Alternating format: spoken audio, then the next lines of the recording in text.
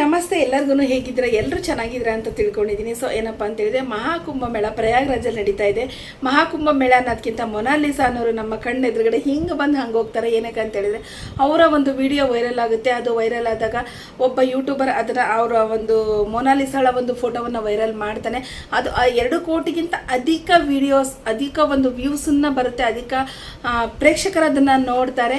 So ಇದರಿಂದ ಮೊನಾಲಿಸಾಳಿಗೆ ತುಂಬಾ demand ಬರುತ್ತೆ. ಬಟ್ ಇವಾಗ ಹರಿದಾಡ್ತಾ ಸುದ್ದಿ ಏನಂತ ಹೇಳಿದ್ರೆ ಮೊನಾಲಿಸಾ ಬಂದು ಅರೆಸ್ಟ್ ಮಾಡಿದ್ದಾರೆ. ಮೊನಾಲಿಸಾನಿಗೆ ಫಿಲಮಲ್ಲಿ ಒಂದು ಆಫರ್ ಸಿಕ್ಕಿದೆ ಅನ್ನೋ ಒಂದಷ್ಟು ವಿಷಯಗಳು ಹರಿದಾಡ್ತಾ ಇದೆ. ಸೊ ಇವತ್ತಿನ ವಿಡಿಯೋದಲ್ಲಿ ಮೊನಾಲಿಸಾ ಅಂದರೆ ಯಾರು, ಅವಳು ಏನು, ಅವಳು ಫ್ಯಾಮಿಲಿ ಬ್ಯಾಕ್ಗ್ರೌಂಡ್ ಏನಿದೆ, ಅವಳು ಈ ವಿಡಿಯೋ ವೈರಲ್ ಆಗಲಿಕ್ಕೆ ಕಾರಣ ಏನು ಅನ್ನೋದನ್ನು ಸಂಪೂರ್ಣ ಮಾಹಿತಿ ಇವತ್ತಿನ ವಿಡಿಯೋದಲ್ಲಿ ಕೊಡ್ತೀನಿ. ವಿಡಿಯೋನ ಯಾರು ಸ್ಕಿಪ್ ಮಾಡ್ದಲೇ ನೋಡಿ. ಅದೇ ರೀತಿಯಾಗಿ ಯಾರೆಲ್ಲ ಫಸ್ಟ್ ಟೈಮ್ ನನ್ನ ಚಾನಲ್ನ ನೋಡ್ತಾ ಇದ್ರು ಪ್ಲೀಸ್ ಸಬ್ಸ್ಕ್ರೈಬ್ ಮಾಡಿ, ಲೈಕ್ ಮಾಡಿ, ನಿಮ್ಮ ಅನಿಸಿಕೆ ಅಭಿಪ್ರಾಯಗಳನ್ನ ಕಮೆಂಟ್ ಮುಖಾಂತರ ತಿಳಿಸಿ ಅಂತ ಹೇಳ್ತೀನಿ. ರಾತ್ರೋರಾತ್ರಿ ಸೋಷಿಯಲ್ ಮೀಡಿಯಾ ಸ್ಟಾರ್ ಆದ ಮೊನಾಲಿಸಾ, ಬ್ರೌನ್ ಬ್ಯೂಟಿ ಅಂತಾನೆ ಫೇಮಸ್ ಆಗಿರ್ತಕ್ಕಂಥ ಮೊನಾಲಿಸಾ ಯಾರು, ಅವಳ ತಂದೆ ತಾಯಿ ಏನು, ಅವಳು ಎಲ್ಲಿ ಜನಿಸ್ತಾಳೆ, ಅವಳ ಹಿನ್ನೆಲೆ ಏನು, ಅವಳು ಏನಕ್ಕೆ ಇಷ್ಟೊಂದು ಫೇಮಸ್ ಆದ್ಲು ಅಂತ ನೋಡೋದಾದ್ರೆ ಮೊನಾಲಿಸಾ ಬಂದು ಮಹೇಶ್ವರಂನಲ್ಲಿ 2009ರಲ್ಲಿ ಒಂದು ಬುಡಕಟ್ಟು ಜನಾಂಗದಲ್ಲಿ ಜನಿಸಿರ್ತಾಳೆ. ಸೊ ಅವಳ ತಂದೆ ತಾಯಿ ಇಬ್ಬರು ಸಹೋದರಿಯರು ಮತ್ತು ಇಬ್ಬರು ಸಹೋದರರು ಅವಳಿಗೆ ಇರ್ತಾರೆ. ಸೊ ಅವಳು ಬಂದು ಒಂದು ಬುಡಕಟ್ಟು ಜನಾಂಗದವಳು. ಅವಳ ಪೂರ್ವಜರು ಬಂದು ರುದ್ರಾಕ್ಷಿ ಮಾರ್ತಿರೋದ್ರಿಂದ ಇವರು ಬಂದು ರುದ್ರಾಕ್ಷಿನ ಮಾರ್ತಾರೆ. ರಾಜಸ್ಥಾನ್ ಮೂಲದವರಾಗಿರೋರು ಇವರು ರುದ್ರಾಕ್ಷಿನ ಮಾಡ್ತಾ ಇರ್ತಾರೆ. ಸೊ ಅಲ್ಲಿಂದ ಇವರು ವಲಸೆ ಬಂದು ಉತ್ತರ ಪ್ರದೇಶದ ಮೌನೇಶ್ವರಂ ಅನ್ನೋ ಒಂದು ಗ್ರಾಮದಲ್ಲಿ ಇವರು ವಾಸ ಮಾಡ್ತಾ ಇರ್ತಾರೆ. ಇಲ್ಲಿ ಅವರದೇ ಆದ ಒಂದು ಸ್ವಂತ ಮನೆಯನ್ನು ಕಟ್ಕೊಂಡು ಒಂದು 5-10 ಕುಟುಂಬಗಳು ಇರ್ತಕ್ಕಂಥ ಒಂದು ಬಡಾವಣೆಯಲ್ಲಿ ಅವರು ವಾಸವನ್ನು ಮಾಡ್ತಾ ಇರ್ತಾರೆ. ಮೂಲತಃ ಈ ಒಂದು ಏನಂತ ಹೇಳಿದ್ರೆ ಮೊನಾಲಿಸಾಳಿಗೆ ಸಿಂಗ್ ಭೋಸ್ಲಾ ತಾಯಿ ಬಂದು ರೂಪಾ ಸಿಂಗ್ ಭೋಸ್ಲಾ, ಮತ್ತು ಈಕೆಗೆ ಇಬ್ಬರು ಸಹೋದರಿಯರು ಇದ್ದಾರೆ. ಒಬ್ಬರು ಬಂದು ವಿಶಿಕಾ ಮತ್ತು ವಿದ್ಯಾ ಮತ್ತು ಐಶಿಕಾ ಅಂತ ಹೇಳ್ಬಿಟ್ಟು ಇಬ್ಬರು ಸಹೋದರಿಯರು ಇದ್ದಾರೆ. ಇಬ್ಬರು ಸಹೋದರರು ಜಯದೇವ್ ಆಕಾಶ್ ಅಂತಕ್ಕಂಥ ಇಬ್ಬರು ಸಹೋದರರು ಇದ್ದಾರೆ. ಇವರು ಇವಾಗ ಮಧ್ಯಪ್ರದೇಶದಲ್ಲಿ ವಾಸವನ್ನು ಮಾಡ್ತಾ ಇದ್ದಾರೆ. ಸೊ ಈ ಒಂದು ಕುಟುಂಬದವರು ಬಂದು ಎಲ್ಲೆಲ್ಲಿ ಉತ್ಸವಗಳು ನಡೆಯುತ್ತಲ್ವ ಅಲ್ಲಿ ರುದ್ರಾಕ್ಷಿನ ಮಾಡ್ತಾ ಇರ್ತಾರೆ. ಆದರೆ ಇವರು ಬುಡಕಟ್ಟು ಜನಾಂಗದವರು ಆಗಿರೋದ್ರಿಂದ ಮೊನಾಲಿಸಾಳಿಗೆ ಓದಿನ ಬಗ್ಗೆ ಆಸಕ್ತಿ ಇರೋದಿಲ್ಲ, ಅವರಿಗೂ ಓದಿಸೋಂಥ ಶಕ್ತಿ ಇರೋದಿಲ್ಲ, ಅವರು ವಿದ್ಯಾಭ್ಯಾಸಕ್ಕೆ ಕಳಿಸೋದಿಲ್ಲ. ಮೊನಾಲಿಸಾ ಏನು ಮಾಡ್ತಾಳೆ, ಅವಳ ತಂದೆ ಅವರ ಪೂರ್ವಜರು ಮಾಡ್ಕೊಂಡು ಬಂದಿರತಕ್ಕಂಥ ಒಂದು ವೃತ್ತಿನೇ ಮುಂದುವರಿಸ್ತಾಳೆ.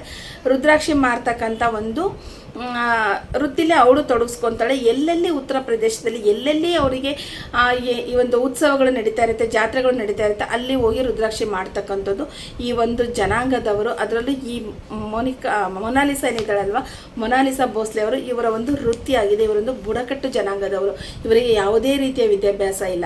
ಬಟ್ ಇವಳ ಒಂದು ಕನಸು ಏನಾಗಿತ್ತು ಅಂತ ಹೇಳಿದ್ರೆ ಮುಂಚೆನಿಂದಲೂ ನಾನೊಂದು ಸಿನಿಮಾಗಳಲ್ಲಿ ನಟನೆ ಮಾಡಬೇಕು, ನಾನೊಂದು ಏನಂತ ಹೇಳಿದ್ರೆ ನನ್ನದೇ ಅಲ್ಲದ ಒಂದು ಹೊಸ ಮಾಧ್ಯಮಕ್ಕೆ ನಾನು ಕಾಲಿಡಬೇಕು ಅನ್ನೋದು ಇವಳ ಒಂದು ಆಸೆ ಆಗಿತ್ತು. ಸಲ್ಮಾನ್ ಖಾನ್ ಬಂದು ಇವಳ ಫೇವ್ರೆಟ್ ಹೀರೋ ಆಗಿರ್ತಾರೆ. ಇವಳು ಒಂದಷ್ಟು ರೀಲ್ಸ್ ಮಾಡೋದ್ರ ಮುಖಾಂತರ ನನಗೆ ಎಲ್ಲಾದರೂ ಅವಕಾಶ ಸಿಗ್ಬೋದು ಅಂತೇಳಿ ಇನ್ಸ್ಟಾಗ್ರಾಮಲ್ಲಿ ಆಗಿರ್ಬೋದು, ಫೇಸ್ಬುಕ್ಕಲ್ಲಿ ಆಗಿರ್ಬೋದು ರೀಲ್ಸ್ನ ಮಾಡ್ಕೊತಾಳೆ. ಅದ್ರ ಜೊತೆಗೇನೆ ತನ್ನ ಸಹೋದರಿಯರನ್ನ ಜೊತೆಗೆ ಸಲ್ಮಾನ್ ಖಾನ್ ಅವರ ಹಾಡುಗಳಿಗೆ ಅವಳು ರೀಲ್ಸ್ನ ಮಾಡೋದ್ರ ಮುಖಾಂತರ ತನ್ನ ಫ್ಯಾಮಿಲಿಯನ್ನು ಪರಿಚಯ ಮಾಡಿ ಕೊಡ್ತಾಳೆ.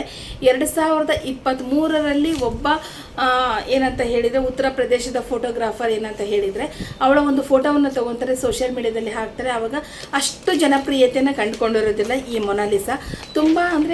ತುಂಬ ಜನಪ್ರಿಯ ಆಗಿರಲಿಲ್ಲ ಆವತ್ತಿನ ಅವಳ ಆಸೆಯನ್ನು ನಿರಾಸೆ ಮಾಡಿಕೊಂಡಲ್ಲೇ ಅವಳು ಸತತ ಪ್ರಯತ್ನವನ್ನು ರೀಲ್ಸ್ ಮುಖಾಂತರ ಕೊಡ್ತಾ ಬರ್ತಾಳೆ. ಬಟ್ ಅವಳಿಗೆ ಕೈ ಹಿಡಿದಿದ್ದು ಈ ಒಂದು 2025ರಲ್ಲಿ ಪ್ರಯಾಗ್ರಾಜ್ನಲ್ಲಿ ನಡೀತಕ್ಕಂಥ ಮಹಾಕುಂಭ ಮೇಳ ಮೊನಾಲಿಸಾಳ ಪಾಳಿಗೆ ಒಂದು ಬೆಳಕು ತಂತು, ಅದೇ ರೀತಿಯಾಗಿ ಕತ್ಲನ್ನು ತಂತು ಅಂತ ಹೇಳ್ತೀನಿ. ಏನಕ್ಕೆ ಅಂದರೆ ವಿಡಿಯೋ ಪೂರ್ತಿ ನೋಡಿ ಅರ್ಥ ಆಗುತ್ತೆ.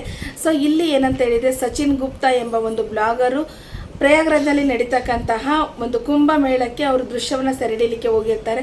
ಸೊ ಅಲ್ಲಿ ಬಂದು ಈ ನೀಲಿ ಕಣ್ಣಿನ ಸುಂದರಿ ಬ್ರೌನ್ ಗರ್ಲ್ ಅಂತ ಹೇಳ್ಬಿಟ್ಟು ಏನು ಇವಾಗ ವೈರಲ್ ಆಗಿದ್ದಾಳಲ್ವ, ಮೊನಾಲಿಸಾಳ ಫೋಟೋವನ್ನು ತೆಗೆದು ಅವರ ಒಂದು ಪೇಜಲ್ಲಿ ಹಾಕ್ತಾರೆ.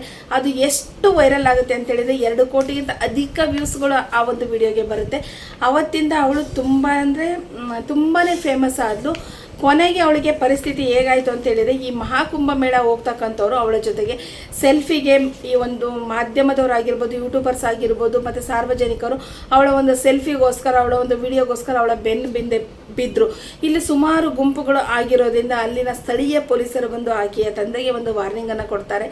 ಏನಂತ ಹೇಳಿದರೆ, ನೀವು ನಿಮ್ಮ ಮಗಳನ್ನು ಈ ಒಂದು ಸ್ಥಳದಿಂದ ದೂರ ಇಡಿ, ನೀವು ಮಾರಾಟ ಮಾಡಲಿಕ್ಕೆ ಕಳಿಸ್ಬೇಡಿ, ಇದರಿಂದ ನಮಗೆ ಜನಸಂದಣಿಯನ್ನು ಕಂಟ್ರೋಲ್ ಮಾಡೋದು ತುಂಬ ತೊಂದರೆ ಆಗುತ್ತೆ ಅಂತ ಹೇಳ್ತಾರೆ.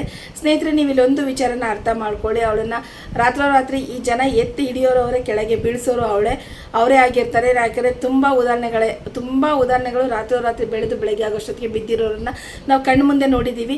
ಅವಳ ಹತ್ರ ಸೆಲ್ಫಿಗೆ ಅಂತ ಹೋಗೋರು, ಅವಳ ಬಗ್ಗೆ ಒಂದು ಇಂಟರ್ವ್ಯೂಗೆ ಅಂತ ಹೋಗೋವಂಥದ್ದು ಯಾರೂ ರುದ್ರಾಕ್ಷಿ ಕೊಳ್ಳೋರಾಗಿರಲಿಲ್ಲ.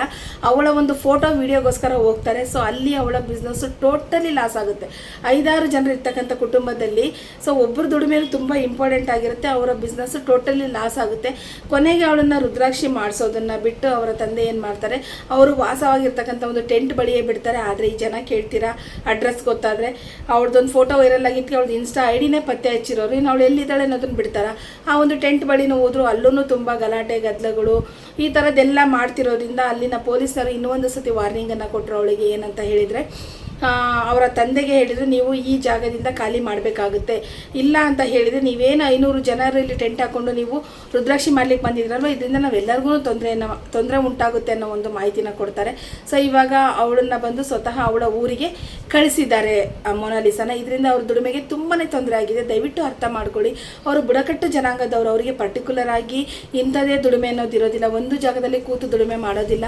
ಅವರ ಜೀವನ ಅವರಿಗೆ ಮುಖ್ಯ ಆಗಿರುತ್ತೆ. ನೀವಿವತ್ತು ಮಾಡೋವಂಥ ಎಡವಟ್ಟಿನಿಂದ ಒಳ್ಳೇದಾದರೆ ಖುಷಿ, ಬಟ್ ಕೆಟ್ಟದ್ದಾದರೆ ಅದರಿಂದ ಸಫರ್ ಪಡೋರು ಅವರ ಒಂದು ಫ್ಯಾಮಿಲಿ ಆಗಿರ್ತಾರೆ. ಇದ್ರ ಜೊತೆಗೇನೆ ಮೊನಾಲಿಸಾಗೆ ಒಂದು ಆಫರ್ ಬಂದಿದೆ ಅನ್ನೋ ವಿಚಾರ ಗೊತ್ತಾಗುತ್ತೆ.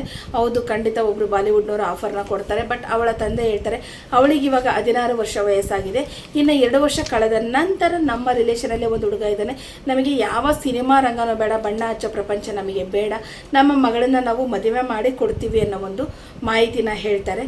ಸೊ ಮೊನಾಲಿಸನ್ನ ಕೇಳಿದಾಗ ಆಕೆಯ ಆಸೆಗಳೇ ಬೇರೆ ಇರುತ್ತೆ. ಅವಳು ಸಣ್ಣಂದಿನಿಂದಲೂ ಕನಸನ್ನ ಕಟ್ಕೊಂಡು ಬಂದಿರೋಳು, ನನಗೊಂದು ಅವಕಾಶ ಬೇಕು ಅಂತೇಳಿ.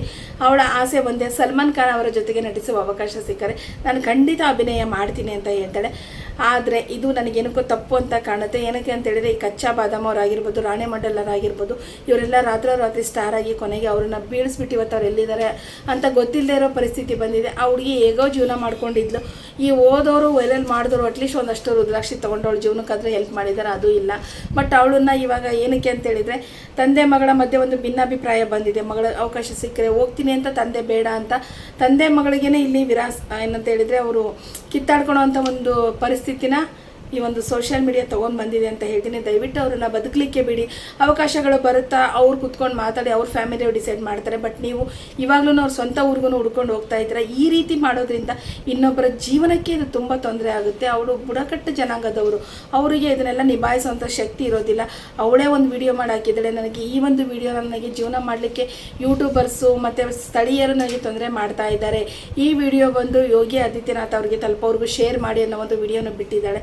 ಈ ರೀತಿಯ ಒಂದು ಹುಚ್ಚಾಟವನ್ನು ಮಾಡಬೇಡಿ. ಸಿಗ್ತಾರ ಸೆಲ್ಫಿ ತಗೋಬೇಕಾ ತಗೊಳ್ಳಿ, ಅದನ್ನು ನೀವು ಅಲ್ಲಿ ನಡೀತಾ ಇರೋದು ಮಹಾಕುಂಭ ಮೇಳ, ನಮ್ಮ ಹಿಂದೂ ಧರ್ಮದ ಸನಾತನತೆಯನ್ನು ಎತ್ತಿಡಿರ್ತಕ್ಕಂಥ ಒಂದು ನಡೀತಾ ಇರಬೇಕಾದ್ರೆ. ಬಟ್ ನಮ್ಮ ಹಿಂದೂ ಧರ್ಮದಲ್ಲಿ ಒಂದು ಮಹಿಳೆಗೂ ಈ ಥರ ಆಗೋವಂಥದ್ದು ತಪ್ಪು ಅನ್ನೋದು ನನ್ನ ಅಭಿಪ್ರಾಯ. ನಿಮ್ಮ ಅಭಿಪ್ರಾಯ ಏನಿದೆ ಅನ್ನೋದನ್ನು ಕಮೆಂಟಲ್ಲಿ ತಿಳಿಸಿ ಅಂತ ಹೇಳ್ತೀನಿ. ಥ್ಯಾಂಕ್ ಯು ಎಲ್ಲರಿಗೂ.